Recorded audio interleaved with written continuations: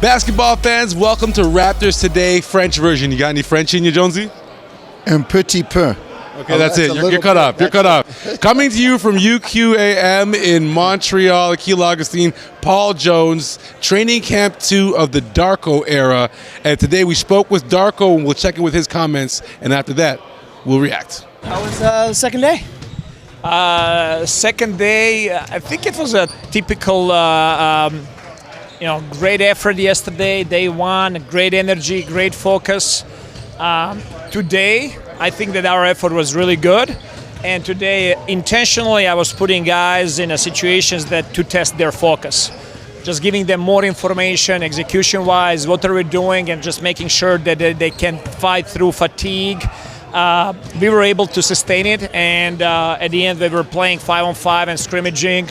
It was high level of intensity and good execution. Any standouts so far? People playing better than maybe they were last year? I would say Yak. Yak is doing a really good job. He just looks that he's in a really good shape. He's covering a lot of ground defensively.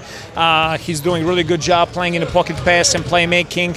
His voice is much more present this year than it was last year, so he's feeling more comfortable, stopping the practice and making sure that he's communicating with guys, helping younger guys as well. RJ is doing a really good job. Chris Boucher is doing a really good job. Grady intensity level is there, and the improvement is visible. I think overall guys are showing improvement so far. So I was curious about the aggressive defensive, approach on the ball. How's Grady fitting into that? Is he getting up in the ball, able to direct drives one direction? He's doing a better job there. Obviously, with him and with whole team, that's going to be work in progress. Just understanding amount of pressure that you need to have to make offense uncomfortable, but at the same time not doing silly things and getting easily beat. Is there anyone that's been surprised you defensively? Anybody surprised me defensively? That's a good question. I think that all the guys made progress. I would not say that anybody surprised me, because I did have expectations, and whole summer we were talking about it.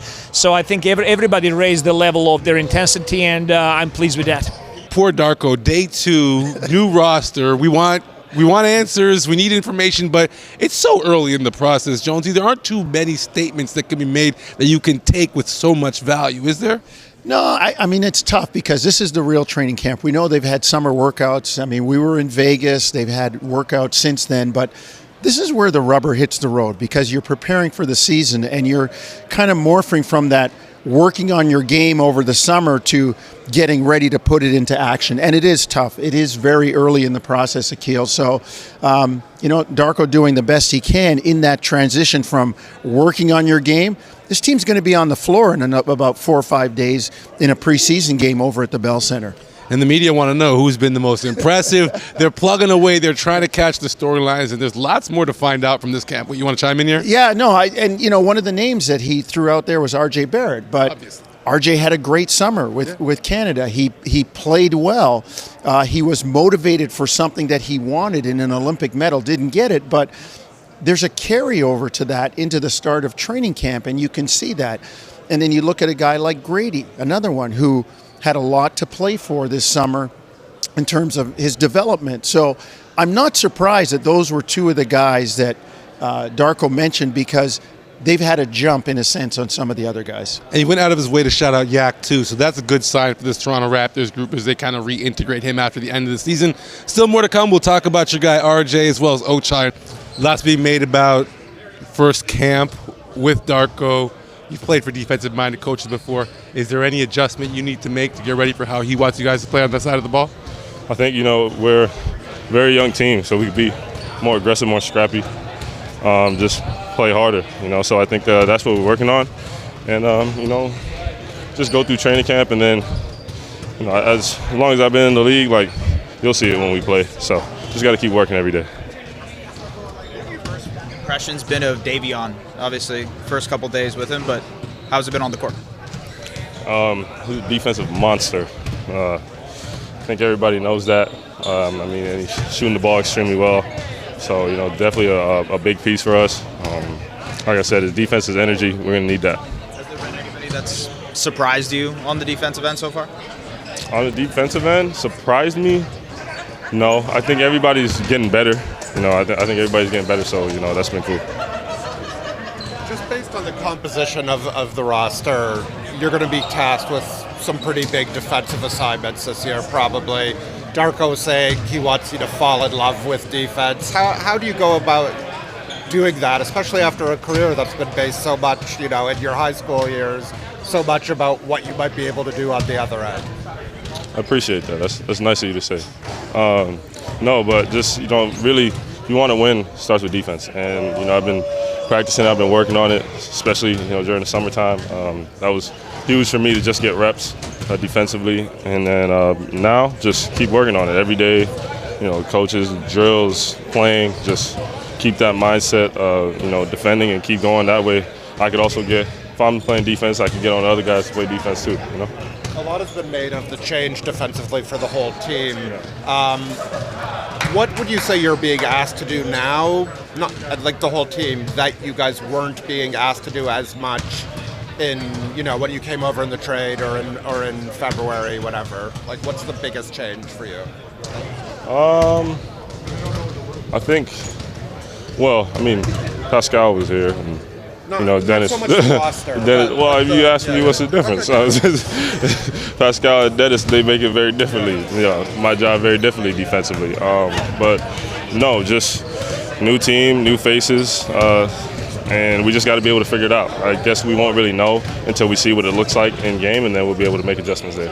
RJ wants his respect not just as a defender, but Eric Kareen found out also for his reputation as a scorer. Let's talk about it, though, because RJ's played for coaches that are very demanding on the defensive end. One in particular, the infamous Tibbs, 40 points or more for his starters. Mike Krzyzewski, another guy, that Yep. holds you responsible defensively. So. Absolutely. So let's talk about it then. Is there much of a transition for him playing for a Darko that really leans on the defensive side, especially this early in camp? No, not really, Akil. I mean, I think you said it well in that this is something that's been part of his DNA. It's been expected from him in college with Krzyzewski, in New York with Thibodeau. Like, it's something that he has to do. And I think the transition we're seeing now to RJ as a scorer is a guy that can play freer. I mean, when you think about him sharing the ball with Zion and people like that at Duke, and then he gets to New York, and you've got Brunson and the late of New York, Julius Randle, that had his hands on the ball all the time. RJ really didn't have a chance to play freely. He was in a situation where when he got the ball, he had to do something with it because he didn't get it all the time. It's not the case here in Toronto. So you're seeing more of his offensive repertoire, and you're seeing him distribute the ball as well. I think people are sleeping on that and may sleep a little bit on it this year, but he's got a pretty well-rounded offensive game. All right, the shot clock just went off. Time to head to Ochai. First couple days of camp, how has it been so far? What's first impressions? It's been really intense. Guys have been getting after it, but I mean, that's all you can ask for, coming out here and having a positive energy, positive attitude, and just competing and getting after each other. Because I think, you know, over time that's going to make us better. Coach, you've been talking about defense, especially on-ball defense, and that's obviously a major part of your game. When it comes to focusing on that and working on that over the last couple of days, what has been your approach and the team's approach to getting better at it? Yeah, I think it's, you know, not just me individually. I think collectively, defensively, and our ball pressure, and you know what we're dictating on defense. I think that's really what we're toning in on and kind of, you know, keying in and focusing on. As I know, obviously Davion Mitchell, known for his on-ball defense as well. What have you seen from him so far? Yeah, I mean, early on, and kind of, you know, when he's been here throughout the summer, we've kind of, you know, picked each other's brains, especially, you know, pick and roll defense is big in this league today. So just picking his brain on pick and roll and what he does, and kind of operating through that. So when you look at some of the younger guys, I guess you're kind of in between younger and older, but does it feel like there's a lot of opportunity for a chance to really make your mark on this team? Yeah, opportunity for everybody, opportunity for the young guys. Obviously have some vets here and there, but you know, opportunity for us to show what we can do and the intensity we can bring. So I think it's a great opportunity for everyone. So much talk of defense, and rightfully so, but I'm going to flip the script and go the other direction here because we know Ochai can play defense, right? Yes. It's his calling card. So let's talk about the three-point shooting. Saw him in here after practice working on that stroke. That's going to be big for him because as much as we know he can defend, it's a gimme on his reputation. And at the age that he's at, they want to see growth, right? Akil, you're so right. When you talk about flipping the script, we always say, what keeps a guy on the floor? Well, it's defense. Well, that's because it's kind of assumed that a guy can score. And not that Ochai can't score, but in the role that I think they would like to see him flourish, it means he's got to make shots. He's got to be the 3-and-D guy. He's got the defense down already. So now it is about his offense. It is about making shots. It is about being a credible, viable threat on the offensive end, and that's what you see him working at. So, I mean, that'll be something for us to track and watch his progress over the course of training camp and into the early part of the season especially. Yeah, especially if he gets that jump shot down. It's going to open up so many other facets of his game because the kid's a super freak athlete. Yes. And the reason we're in Montreal, in case you didn't know, as the players are pretty excited up in here, shouts out to IQ with the quick scream, is there's a game here Sunday the 6th. Do remember, the Toronto Raptors are in Montreal. We'll have full coverage all week here from UQAM. Akil, Augustine, along with Jonesy. We see you, IQ. And Jake behind the camera. Producer Jake. We'll see you next time.